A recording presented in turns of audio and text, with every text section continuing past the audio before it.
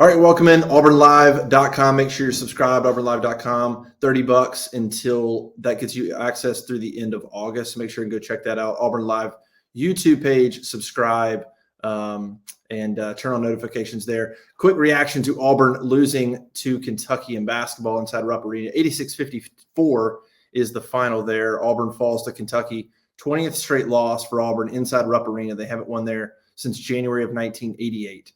So 35 years. That streak will go on. I think Auburn's now about 2-49, 2-50 at Kentucky all time. It's incredible. Real quick recap of this game. Auburn is leading this basketball game 25-24 with about 5 minutes until halftime. From that point on, Kentucky outscored Auburn 62-29, including 16-4 to end the first half. So, I mean, it was just a switch flip. Auburn was battling. They were hitting some shots. They were holding their own. The rebounding margin was even for that first 15 minutes. That last few minutes of this first half, Kentucky hit a couple of threes, pushed the lead to 11 at halftime. And the second half was just an absolute bloodbath. Kentucky out-rebounded Auburn by 18 rebounds over the last 25 minutes of basketball. Pretty much everything that could go wrong for Auburn went wrong. You had 4 assists for Auburn. That's a season low. They had 5 assists at Tennessee. They had 7 assists against Northwestern.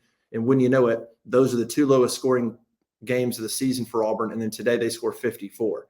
So, I mean, Auburn, when they don't move the basketball, you can forget it. They don't have – the offense totally relies on being able to move that basketball. If it becomes a stagnation thing in a one-on-one game, Auburn will be lucky to get to 50. And they probably only got to 50 in this game because Kentucky cleared the bench and you had some mop-up points that happened at the end. Otherwise, Auburn's in the 40s in this basketball game.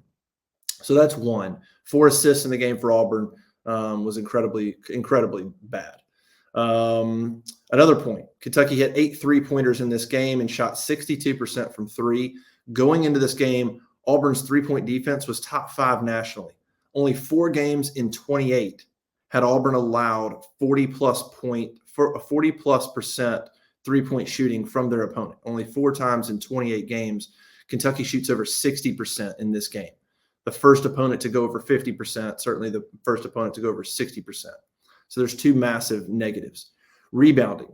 Auburn is a decent rebounding team, but has gotten out-rebounded at times. But what happened Saturday was out of control. And Bruce Pearl talked about it. If they got out-rebounded like this, they were going to get crushed, and that's what happened. Like we talked about, this was a 12-12 rebounding edge. The first 15 minutes, total dead even. And then from the end of the first half, stretching into the second half, there was a stretch of basketball where Kentucky grabbed 16 of the 19 available rebounds. And then even a longer stretch, they grabbed 23 of the available 28 rebounds during that stretch. And they go on to have a plus 18 margin on the boards in a game that 5 minutes before halftime was even. So a really kind of just a massive turn of events there. Another huge negative for Auburn. Janai Broome starts 4 for 6 in this basketball game, has 9 points in the first 7+ minutes of the game. So 4 for 6, 9 points in the first 7+ minutes. He then went a stretch of basketball from 12.5 minutes in the first half to about 6 minutes left in the game where he took 1 shot, and it was a 3. That's it. So how Janai Broome starts off the way he does and then literally doesn't get another shot off except for a 3-pointer for, 22, 25+ minutes of basketball is wild. It's wild. It doesn't really make sense that you can't get him, isolate him and try to get him the ball. And if they're making it so tough for that you can't get him the basketball, then there should be other things open if you're Auburn. Meanwhile, Oscar Tshiebwe, 22 points, 17 boards.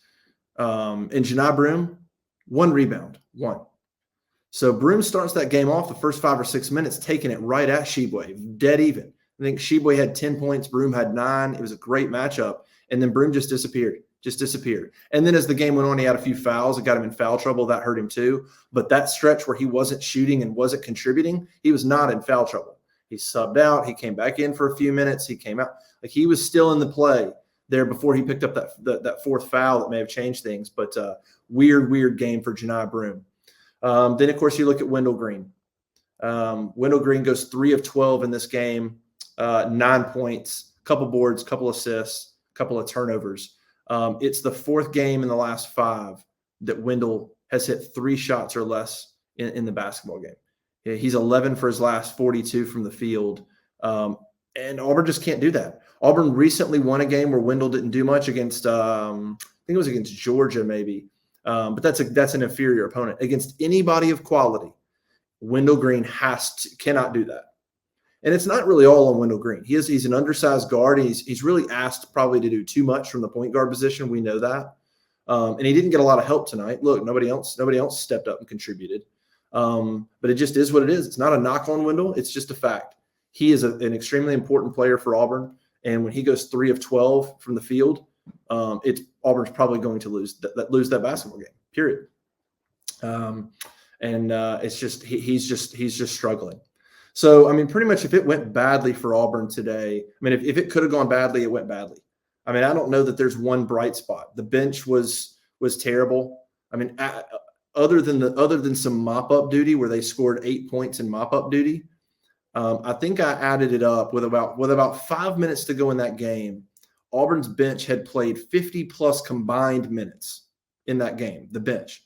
Kentucky's bench had played a combined maybe 20-ish minutes in that game up until that last 5 minutes when the game, right in that span. So you're talking about over double the time that Auburn's bench was on the floor. Bench players were on the floor compared to Kentucky's bench players were on the floor, and they had the exact same amount of points as a bench, 5. Kentucky doesn't play a lot of guys, and when they do, their bench plays very sparing minutes. So that was something Auburn needed to try to take advantage of. Their bench needed to contribute. They needed to put pressure on Kentucky's starters so that when Auburn's starters came back in, they could contribute and make a run, and it just didn't happen at all. Bench was they did nothing. KD, Trey Donaldson, Chris Moore, Lior Berman, Dylan Cardwell were basically non-existent in that basketball game. So, I mean, I don't know what you point to. Jalen Williams had 13 points, but he took 14 shots. Nobody on the team had more than 5 rebounds. Cardwell had 5, but he got a lot of those in mop-up duty. It was a very, very bad day for Auburn basketball. And here's the more important thing. Losing a game at Kentucky is not the end of the world. It's a quad 1 loss. But here's the thing. Auburn is in a situation now where they need quad 1 wins. We know this. They were 2-7 in quad 1 games coming into today. Their net was about 33. They had 3 good opportunities to close the season. Okay, they lose this one. They're now 2-8 in quad 1 games. What matters, though, is the way they lost this game. That matters in KenPom. I think they already dropped maybe 6-7 spots in KenPom because of that loss.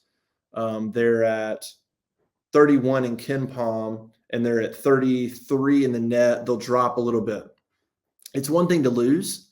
It's another thing to be down by 40 on national television on a Saturday afternoon when the people that are going to select the bracket on Selection Sunday are paying attention and they know Auburn's a bubble team. It was just a bad day. It's a bad day. Losing that game, Auburn had a bunch of close losses. And that's something they could kind of hang their hat on in a way. They could say, hey, we've lost to Tennessee and West Virginia and Texas A&M and Alabama and Vader. But literally 3 points, 5 points, just ultra close games that they could say they're right there. This wasn't that. So it's not just the loss; it's the way they lost today. That changes their resume a lot. Auburn now goes into these last 2 games at Alabama and Tennessee at home, both quad 1 opportunities. Look, the game at Alabama is going to be a massive challenge, that. So really, it's going to come down to probably that Tennessee game. They have to win that game. They have to. It's one thing to lose today. It's another thing to get blown out the way they did. They're going to have to win that game at Tennessee to feel somewhat okay going into Selection Sunday. If they lose to Tennessee and Alabama these last 2, they're going to be squarely on the bubble, maybe on the wrong side of the bubble. So all that to say, today was just a rough day. Bruce Pearl said after the game, they got beaten every facet of the game. They weren't competitive. And they were competitive for the first 10, 15 minutes, but then it just got out of hand quickly. He apologized to the fans for the letdown. He said we got dominated on the boards. True. Yeah, he talked about Kentucky's 3-point shooting. He said, look, they got great players across the board. I mean, they're just going to hit shots, which they did. He said, hey, look, Wendell didn't play well, but Wendell didn't get a lot of help either. And then on those 4 assists, he talked about, hey, we didn't share the basketball. He even said, hey, look, we weren't playing for each other. And that was pretty evident. I mean, when that thing started to get out of hand, Auburn went downhill really quickly. They didn't quit, but it was very clear that team realized that this game was over. They weren't going to win it. And that's how it balloons from 20 to 40.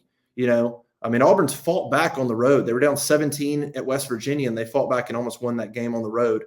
Kentucky's really good and talented. That game still shouldn't balloon from 20 to 40. That was discouraging to see. To not fight, keep it at 20, maybe knock it to 15. To let that thing go from 20 at that point, to go from 20 to 40, that's a team that's not focused anymore. They're not caring anymore. The game's over in their minds, and they're just ready to get on the bus. And that was disappointing to see. And they're going to be challenged about that. Bruce Pearl's going to challenge that team about what they just put up on Saturday. So that's it. Quick reaction. Auburn loses at Kentucky. Bad loss. 86-54 again. I don't know, man. You don't watch film of that. You just say, hey, look, I don't want to see effort like that again. That effort better be ratcheted up if you want to play in the NCAA tournament. That can't happen again. You go try to play competitive at Alabama, and things could change. Maybe you lose that game, but maybe you turn it around and go play ultra competitive and can put some kind of decent performance on the board before Tennessee at the end of the year. So anyway, bad loss. Auburn drops to 19-10, 9-7 in the league. They're 4th place. We'll see. There's still games to be played, Tennessee, Missouri, but what's crazy is Auburn's still fighting potentially for that number 4 spot in the SEC tournament, which would be a double bye. Bama's going to be 1, A&M's going to be 2, Kentucky looks like they're going to be 3, maybe 2, but that 4th spot between Tennessee, Auburn, Missouri, I'm not sure who else is right there, is still up for grabs. Like Auburn could still finish 4th in the league. And it'd be hard to think you finish 4th in the SEC and don't get in the tournament, but the SEC is just kind of middle of the road this year, really. They're just not great. So anyway, huge next couple of games. Erase this one from your memory if you're Auburn. Try to go get the Tennessee game and make it in the tournament and see what happens. That's all that matters for now. But that's it. Rough night in Lexington, Kentucky for Auburn. And we'll regroup and see what they got when they go to Tuscaloosa. Subscribe to AuburnLive.com. Again, $29.99 gets you access till the end of August. Go to the Auburn Live YouTube page. Subscribe there. Turn on notifications. And we'll see you again next time.